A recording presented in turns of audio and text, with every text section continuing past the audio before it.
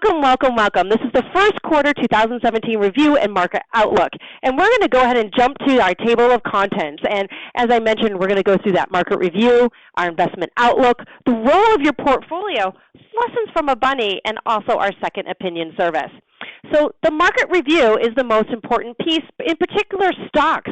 Stocks have performed unbelievably well. The world stock market performance has been very strong. And in particular, we are seeing record headlines with, as you can see here, the all-country world index, including both the U.S. and also all of the countries outside of the U.S., both developed international and emerging markets. We can see that we are posting some phenomenal returns here in 2016 versus where we were in 2000, 2004, and so forth.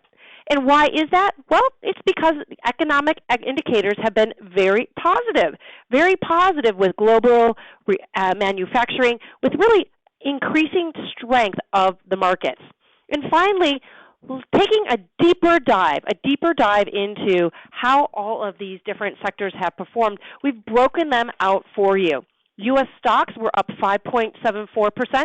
We saw international developed up 6.81%. And emerging market stocks up 11.44%. Really phenomenal. The average quarterly return for these different asset classes, if we go all the way back to 2001, a lot smaller. In fact, you can see that we almost three times higher than the average annual return for stocks of 1.9%.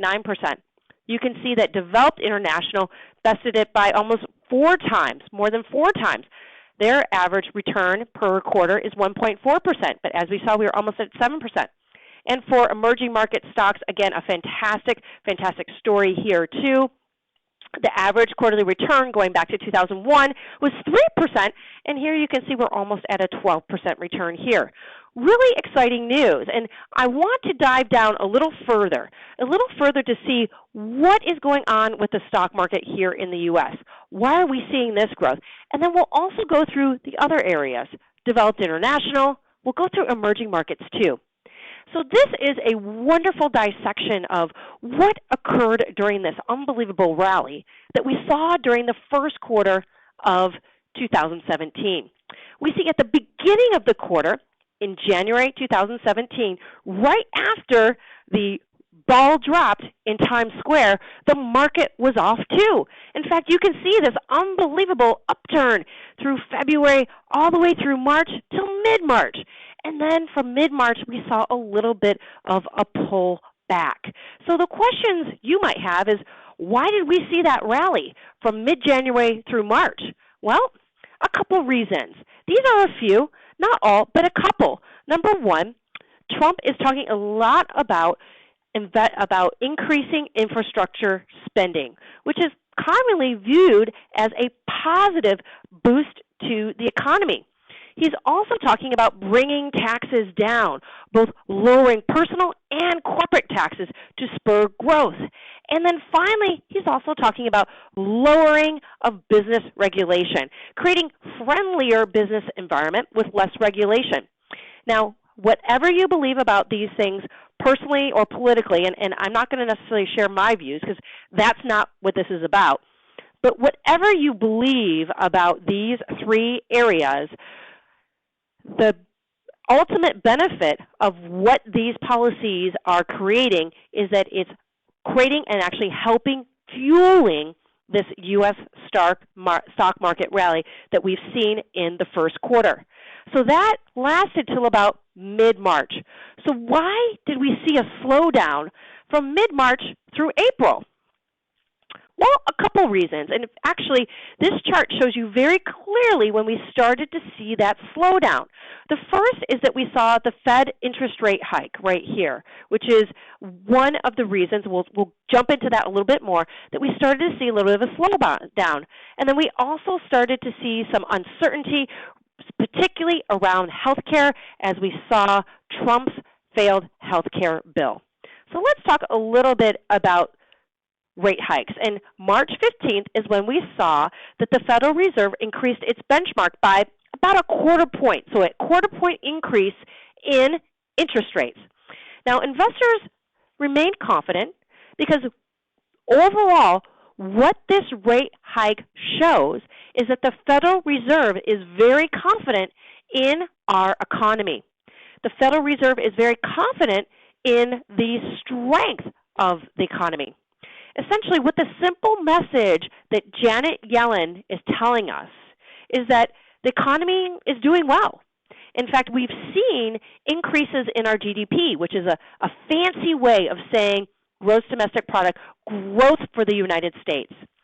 And overall, we had a growth of 2.1% being released for the fourth quarter of 2016, whereas estimates before were that it would be actually less than 2%, that the growth would only be something like 1.9%. So that was a really nice positive economic indicator. So this contributed to the optimism. But at the same time, rate hikes do create uncertainty. They do create some concern among investors. Now, the other piece that created some ups and downs and why we've seen since mid-March a little bit of a pullback, particularly in the U.S. stock market, has to do with more doubt and more uncertainty. And that is related to healthcare legislation, of what will happen, what truly will happen going forward. Now, we saw that the healthcare legislation was not able to go through, but it definitely planted doubts about what is the future of healthcare. So this, too, was another reasoning why we've seen slower going, particularly in the U.S. stock market. So let's talk a little bit about internationally. We are seeing a European rally. So in addition to the U.S. stocks doing well during this last quarter, we saw that developed international, and particularly in Europe, has done phenomenally well. And we've seen with this phenomenal growth. And going back, we looked at what has been the GDP growth rate of the European Union. And this is just, again, a fancy way of saying what has been the growth rate of all the economies, all of the countries within the European Union. Well, for many years, 2012, 2013, we actually saw a negative rate of return, a negative growth. And those economies, those countries were contracting. And what we're seeing now over the last several years is that instead we have a different story. We have a different story of seeing these economies really expanding and growing. And this helped drive the stock gains. All of this positive economic data are really supporting the evidence that Europe is in a recovery, albeit it might be a mild recovery, but it's in a recovery. And that definitely has created a lot of the growth that we see in the stock market. How is this happening? Well, European companies are becoming savvy. They're cutting costs. They're improving their profit margins. And this is actually having a very meaningful impact on their growth. Because if they're cutting costs, it allows them to realize growth much more easily. And overall, we're seeing increases in the value of European stocks because they're undervalued. They're undervalued because European stocks actually have not performed very well over the last several years. And what do we know about the U.S. stock market?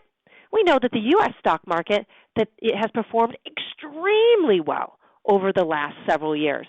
So when you're looking at stocks that are European stocks versus stocks that are U.S. stocks, it's much easier for us to see growth by those undervalued European stocks than those U.S. stocks that are already trading so high.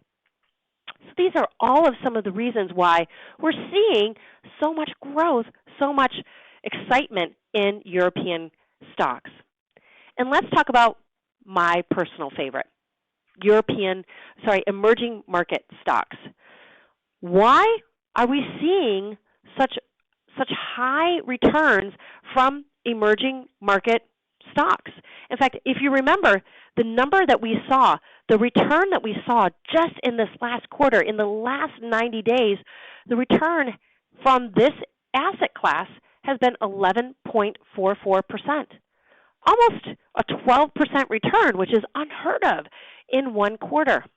Well, there's a lot of reasoning, and part of it is that a lot of individuals, when Trump was elected, had a fear about his protectionistic trade policies, that he was going to decimate free trade with countries such as India, China, Taiwan, Mexico, Korea. And the positive of him not being able to get his administrative policies through the White House as easily as maybe he would like is that these countries have continued to really benefit from this upswing of global growth. And they have not been negatively impacted by Trump's ability to get protectionistic trade policies through the White House. So countries such as Korea, Mexico, Taiwan, China, they all are continuing to benefit. India, in particular, is continuing to rally. The growth within India is absolutely unbelievable as well. In fact, what is the growth rate of these countries compared to the U.S.? Here we can see very clearly that both China and India are projected to surpass the U.S. in terms of growth, very much so. In fact, here we look at this. Growth of the U.S. economy is 2.2% projected for 2017. China and India, China is at 6.5% and India at 7%. So really phenomenal with regards to the growth we're seeing from these unbelievably strong economies. Now I know what you're thinking too. I'm thinking it as well. In fact, you're probably reading my mind. What about the concerns of investing in China? I know you've read it. Concerns about overexposure to real estate, concerns particularly about numbers that are being supplied by the government maybe not being scrubbed as much as they should, and are they numbers we really can trust? You bet. We have those same concerns too. And so when we talk about investing in emerging markets, it's not the whole portfolio. It is a piece of the portfolio. And what's right for you, and we'll talk a little bit more about this, it's going to be dependent on what's going to let you sleep at night. It's going to be dependent on the goal of this portfolio. It's going to be dependent on what type of risk you could have as well in this portfolio.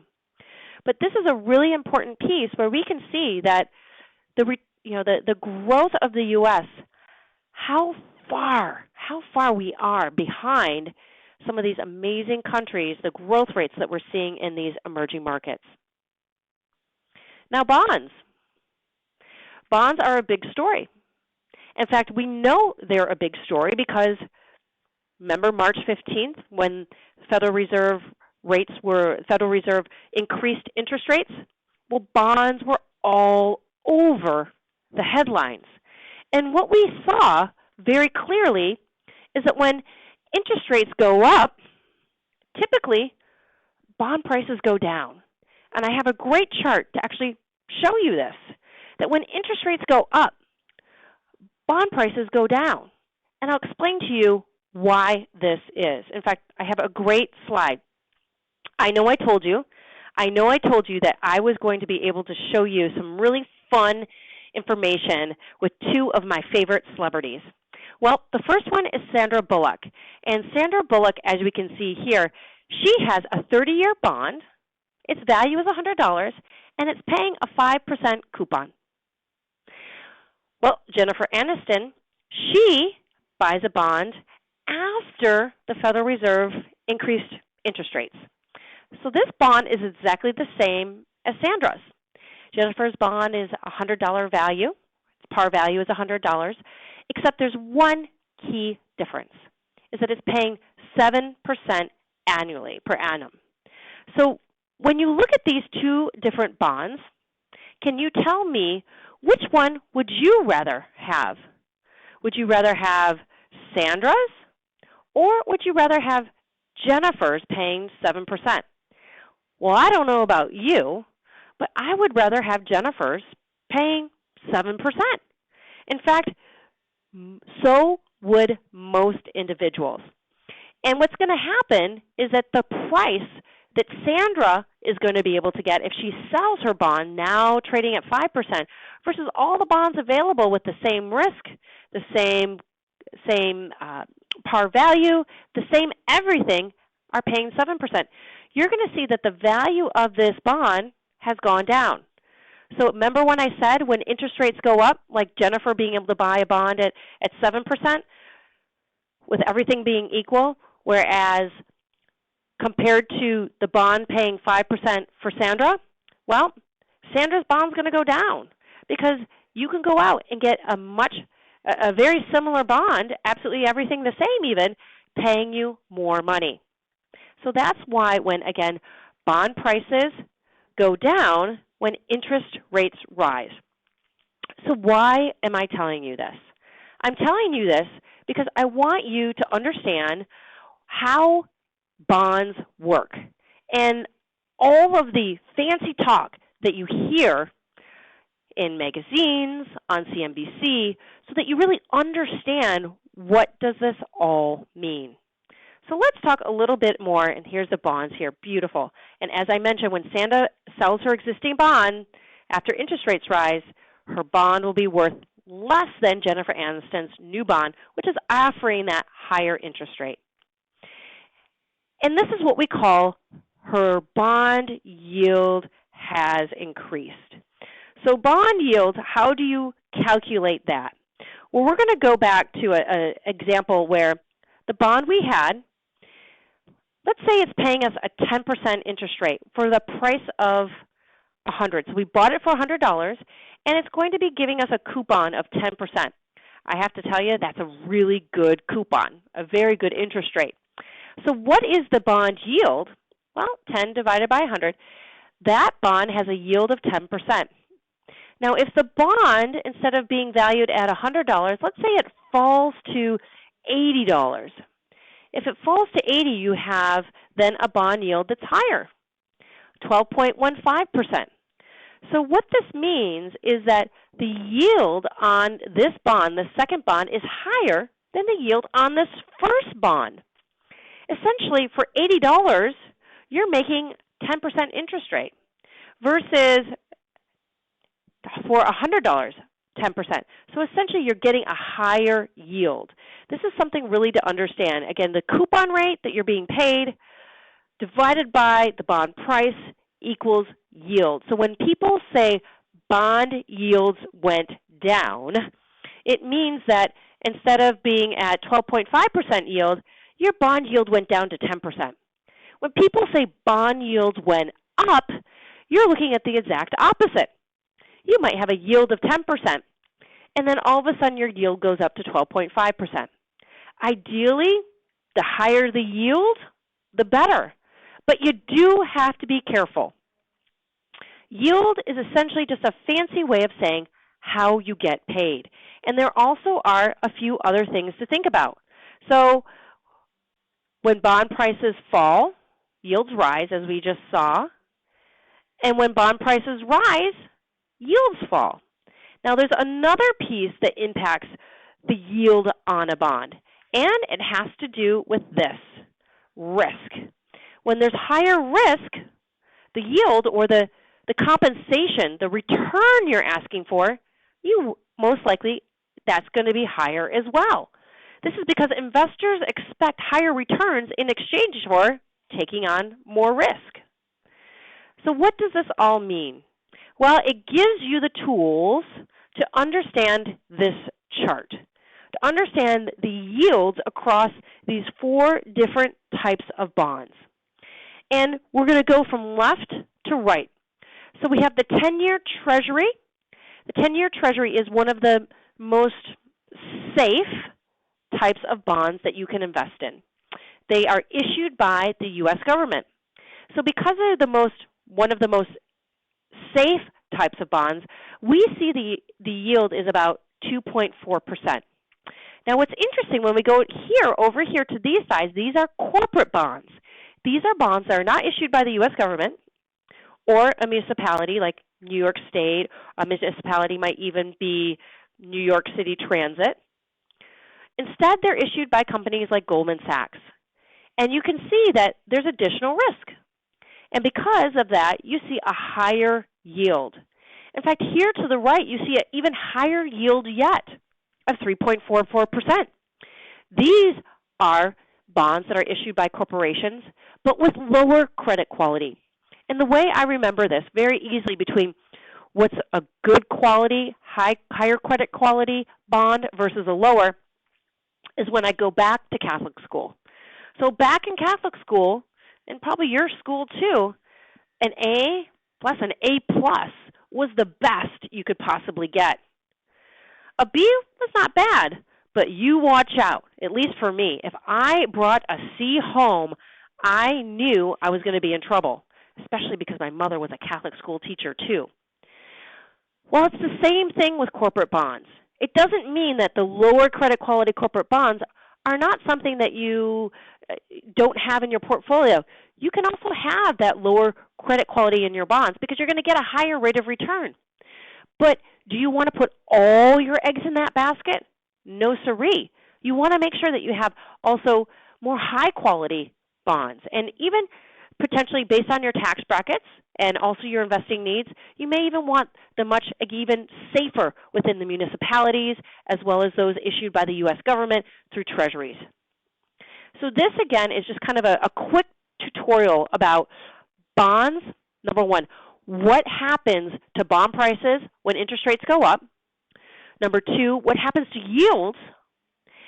Other factors that affect yields like risk, and what yields would look like from different types of bonds. So by understanding this, which I have to tell you is our most complicated subject that we're going to go through today, but understanding this, you know more than 99% of America out there. So with that, you may have some questions. Why do I need to know all this information anyway? Well, because it affects your portfolio.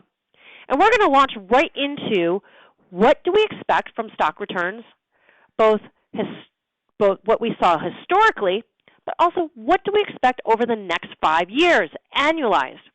Well, for the S&P 500, we have seen returns of about almost 10% on an annual basis. Now, that's going back from 1987 all the way through this last quarter, March 31st, 2017. Those have been the historical returns. Now, what do we expect each year, annualized, for the next 5 years? Well, not so exciting, right? Not so exciting. Now, what about bonds? What is the story there? Well, bonds have had a pretty good run, too, from 87 through this last quarter.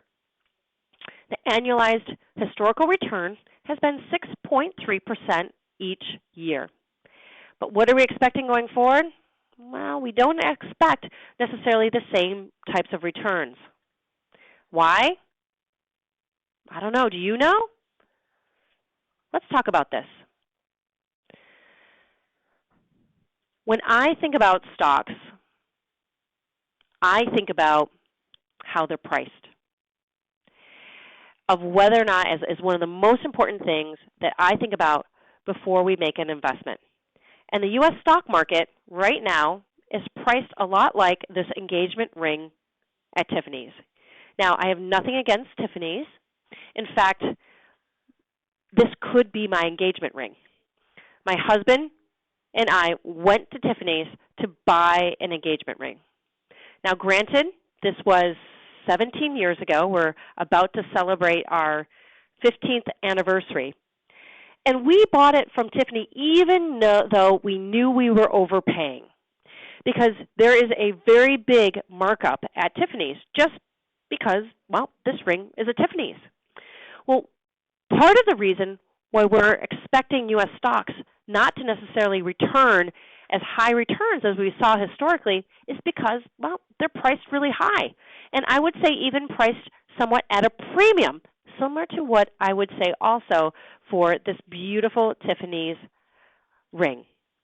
So here we go, and here we are talking a little bit about how you can see that U.S. stocks are priced pretty darn high versus where they have been historically.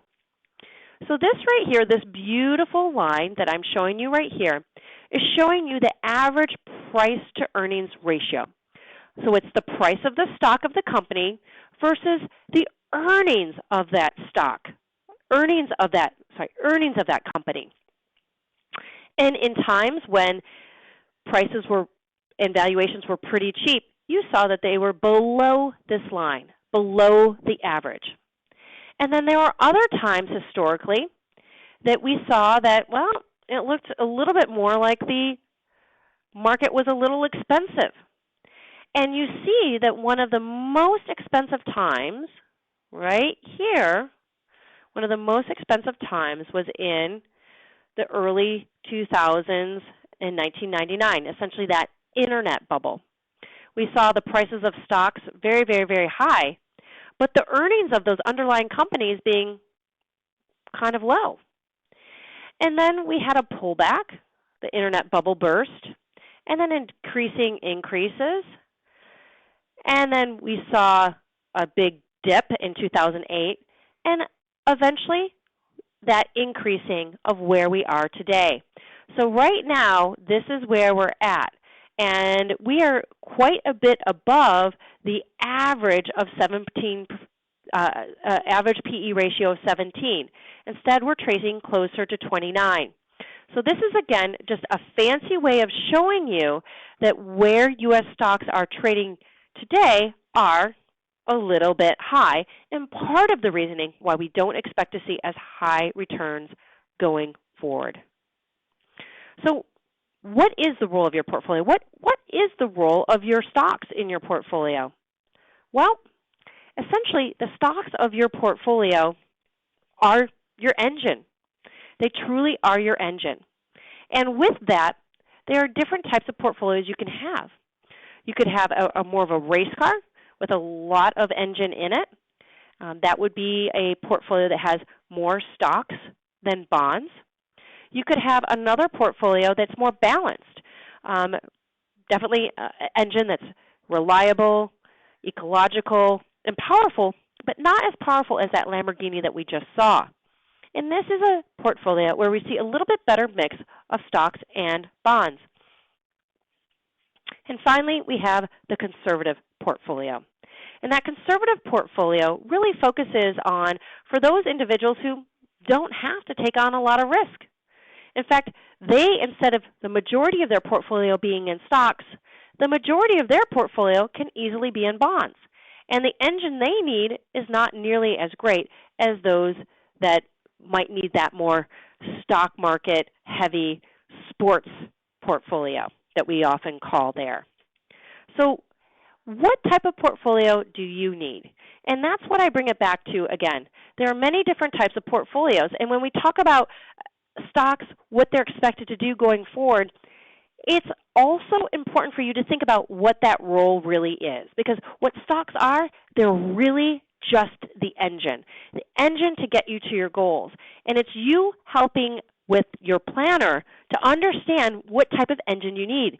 Do you need a really fast, strong engine because maybe you're a little behind with your savings, or potentially that you want to retire a little sooner? Are you right on track, easily able to have a strong engine, but not something as far as what you would see in a Lamborghini? Or are you so far ahead that you cannot have to even worry about the type of engine you can? Sit back, relax, enjoy the ride, and know that you're going to still get to your goals. Well, if you are a person who definitely is not on track to your goals, then this next part of investing is really important for you to know. And that is that while U.S. stocks are not expected to really post a lot of gains over the next 5 years, the area that we do expect is emerging markets. And emerging markets in particular, we are expecting higher returns. Why? Well, because there's not as much of a markup on those stocks. We just talked a little bit about Tiffany's, where I made it very clear that I was a sucker. I went to Tiffany's. I know we paid a big markup on that. Had I been smarter at the time, I would have gone to somewhere like Bloomingdale's, a place where I could get a much more affordable ring without having to pay that unbelievably high markup. And what can I expect, and why would I expect the types of higher returns from emerging markets? Well, as we talked a little bit about, is that they're priced lower. Emerging markets have not performed very well over the last several years. However, the other piece that's important to know of why emerging markets are expected to really do so well is because the growth of these economies is quite heady. In fact, what we're seeing here is that emerging markets are expected, the earnings are expected to grow by 23% this year. Really phenomenal, and we're just not seeing that same type of growth from the U.S. Here we are looking at corporate earnings, and we have a couple different areas in here. We have Japan, we have the emerging markets, and we also have the Eurozone. So let's take a look and see which are doing best. We have Japan, actually expected the highest growth, followed very closely by emerging markets. And they're relatively cheap to the U.S. stock market. And how do we know that? Well, U.S. stocks are performing right here. We put them at this line item right here so that you can kind of see, okay, based on what U.S. stocks are doing, how have emerging market stocks performed? And you can see going back to 1985, 1990, 1995, that during this time period, emerging markets performed significantly better than relative to the United States. However, we see a very long period of underperformance. And this is where we are seeing this underperformance giving us essentially opportunity. Giving us opportunity because we can see that the valuation of U.S. stocks versus the valuation of international, in particular emerging market stocks, their valuation is much, much lower. So it's a lot easier to find growth opportunities in that area. So what about Europe? Well, Europe is Swarovski. Swarovski, in fact, I just bought a beautiful bracelet for our babysitter for her birthday, and it's, again, a beautiful, beautiful bracelet, but I'm not having to pay what you would expect from Tiffany, and there's a lot less of a markup here. So what's happening in the European market? Well, we're seeing that credit growth is accelerating, that the economy is actually accelerating, that you can see there. We're also seeing that it's expected to outperform. In fact, for the first time last year, Europe's economy actually grew faster than the U.S. economy, which is quite phenomenal, especially in light of Brexit, with Brexit occurring and all the fears and concerns that created. So what do you do with all of this information? It's a lot, right? It's a lot of information. Well, the most important thing is that you grow your money, that you have your money invested for the long run. And this is where I wanted to have a little bit of fun. And in light of us just celebrating Easter and the bunny, the Easter bunny, I had some thinking about how to make this a little bit fun. So I have a few lessons from a bunny. And the first lesson is only the Easter bunny should put all of their eggs in one basket. In fact, you can see we've got two very cute bunnies here.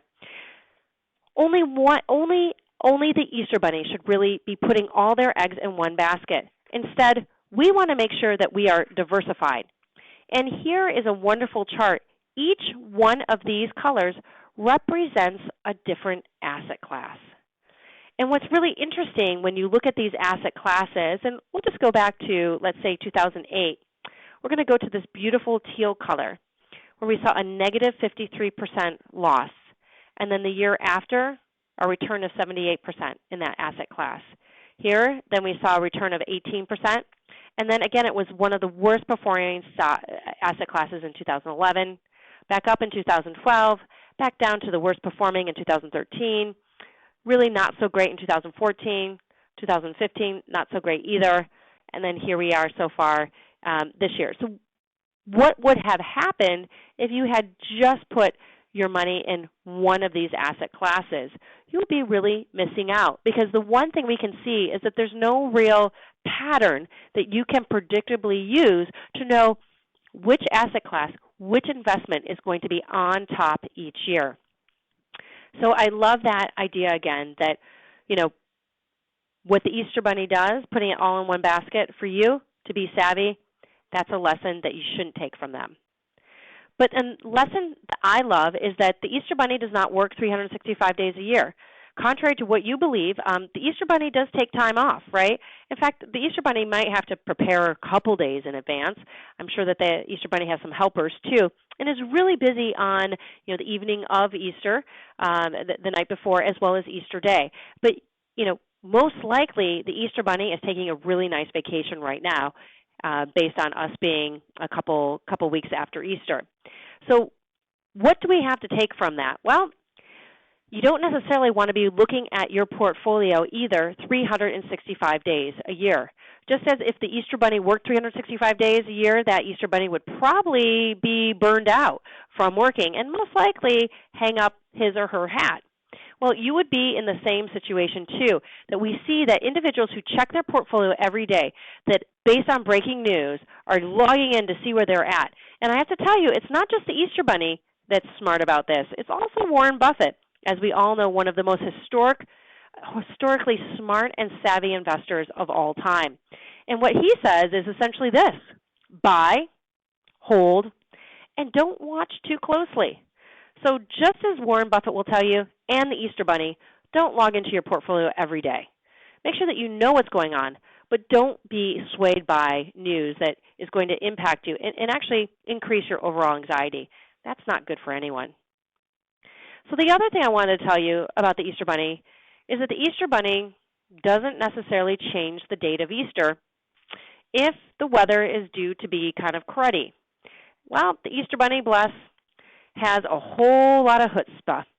And that Easter Bunny goes out no matter what type the weather.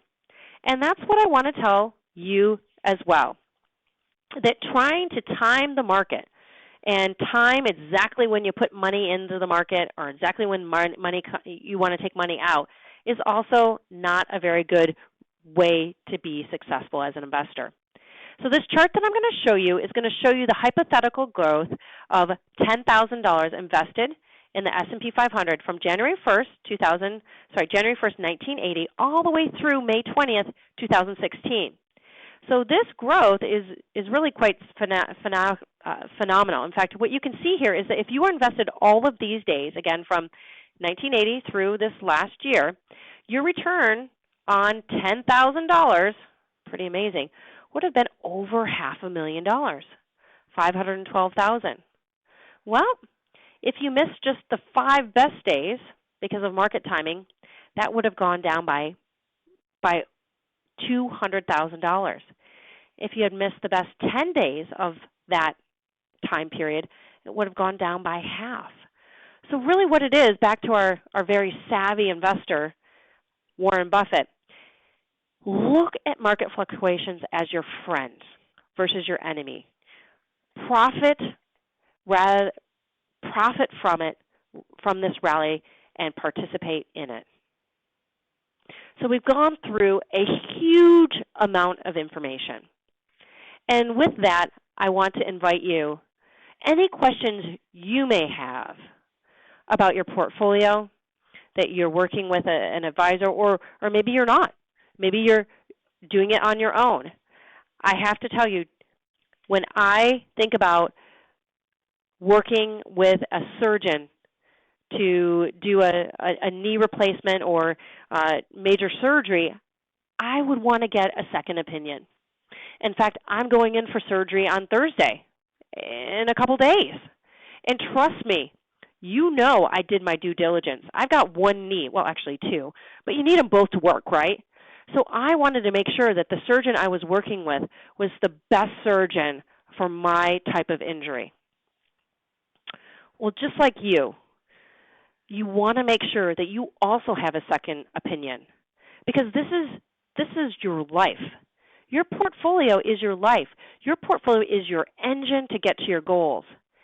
And you need to be 100% confident and sure that it's the right engine, that it's the right engine for you and your loved ones. So please do. Please reach out to us, and we're happy to answer any questions that you have. You can reach us at francisfinancial.com, and you can also reach me at my email, Stacy, S-T-A-C-Y, at francisfinancial.com. We're here for you. It's no cost, and 80% of successful individuals would like a second opinion, and that's why we offered it. So again, you can reach out to us, Stacy or info@francisfinancial.com, and we also have our phone number here. I want to say a great big thank you to you for investing in yourself, becoming a savvy investor, and congratulations. The more you know and the more you invest in your knowledge, the better financial peace of mind you'll have and the better financial outcomes you'll have as well. Thank you very much for your time.